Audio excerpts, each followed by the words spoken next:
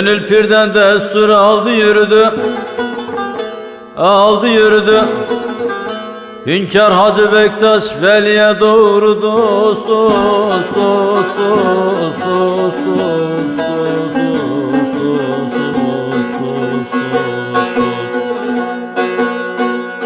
Hacım Sultan kılavuzu yardı.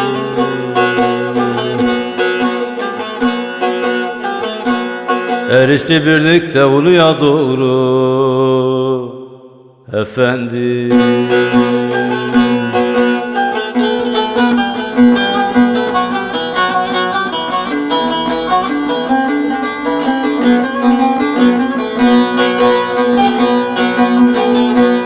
Bir eşine de yüzümü sürdüm, yüzümü sürdüm, yüzümü sürdüm. Bir eşine yüzümü sürdüm, yüzümü sürdüm. Bu idi maksudun dilimden verdim dost dost dost dost dost dost dost dost dost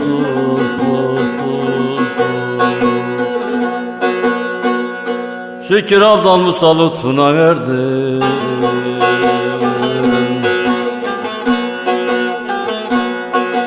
İrahım Muhammed Ali'ye doğru efendim.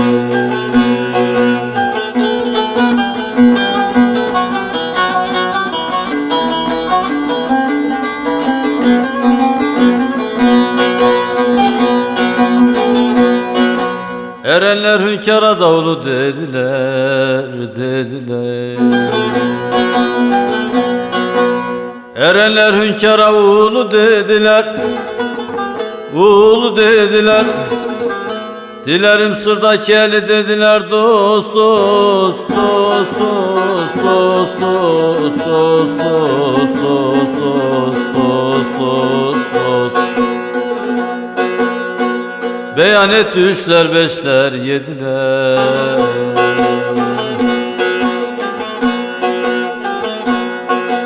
Nazar kıldı kızıl deliye doğru efendim.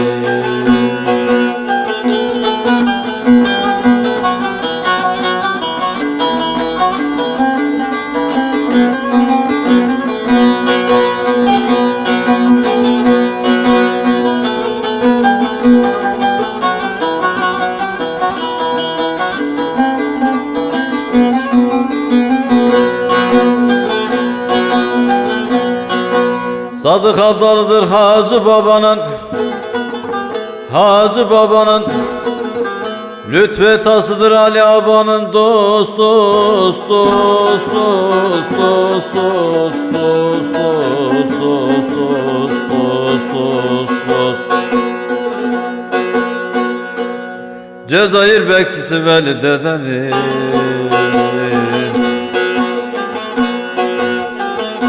Dara'daki sultan balıya doğru efendim.